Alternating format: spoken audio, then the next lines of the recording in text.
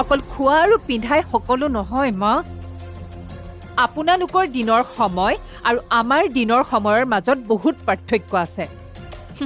আপোনালোকে বিয়া হৈ চাগে সেইবিলাকতে সুখী আছিল কিন্তু মই নোৱাৰো কথা সিমানেই মই বুজিছো তুমি চাগে বিয়া হৈ এটা বিলাসী জীৱন কটাম বুলি ভাবিছিলা আৰু তুমি ভবাৰ দৰে কথাবোৰ হৈ নুঠিল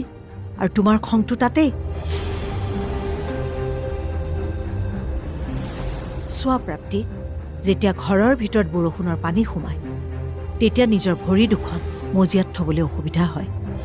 আৰু সেই সময়ত ঘৰৰ সকলোৱে মিলিজুলি ঘৰৰ ভিতৰৰ পানীখিনি বাহিৰলৈ উলিয়াই পেলাবলৈ যত্ন কৰিব লাগে আৰু যদি তাকে নকৰে তেতিয়া ভৰিৰ পানী গৈ ডিঙিৰ ওচৰ পায় আৰু তেতিয়া ঘৰৰ ভিতৰতে বানপানী হয় আৰু তেতিয়া কি হ'ব তুমিতো গম পাইছাই